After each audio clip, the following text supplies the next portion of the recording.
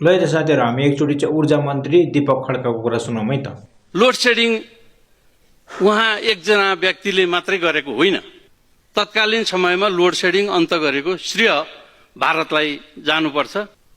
त यो बरु हामीले हाम्रा छिमेकीहरूलाई धन्यवाद दिउँ न। हाम्रो आवश्यकता परिपूर्ति गरिदिएकामा भारतलाई धन्यवाद दिउँ। 400 मेगावाट उहाँहरूलाई चाहिँदै पनि 450 मेगावाट हामीलाई किन्न दिनुभयो। त्यसका लागि म यही सदनबाट सम्मान्य सभामुख महोदय तत्कालीन समयमा लोड सेडिङ अन्त गरेको श्रेय भारतलाई जानुपर्छ। मन्त्री जस्तो गरिमाय पदमा बसेर अलिकति लाज लाग्नु पर्ने हो।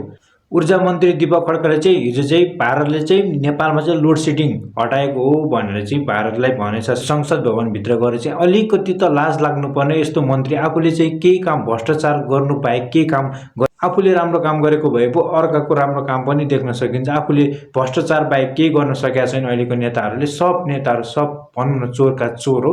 भ्रष्टाचार गर्न पाइन भनेर चाहिँ अहिले चाहिँ कुलमान घिसिङलाई जसरी पनि हटाउने भने चाहिँ प्रश्न सोधेका सोधै र कुलमान घिसिङको जवाब जतिखेर जवाब दिँदा पनि अब फेरि जवाब कुरी बसेको भनेर आज पत्रकारलाई पनि गिज्याउँदै गएको छ। आफूलाई चाहिँ थाहा रहेनछ नेपालमा चाहिँ लोड सेडिङ कसले हटायो भन्ने कुरा। सो त्यही भएर चाहिँ भारतलाई यिनीहरू जति भ्रष्टाचार गर्न सक्छन् नि भारतले चलाएको देश हो। भारतले जे भन्छ त्यही गर्छन् यो नेताहरूले। त्यही भएर हाम्रो नेपालको भूमिहरू चाहिँ सबै उसले भारतले कब्जा गरिरहेको छ। यिनीहरूले चाहिँ हेरेछ आफूले केही गर्न सक्दैनन्। एउटा चुइक्क बोल्न सक्दैनन् भारतको बारेमा चाहिँ।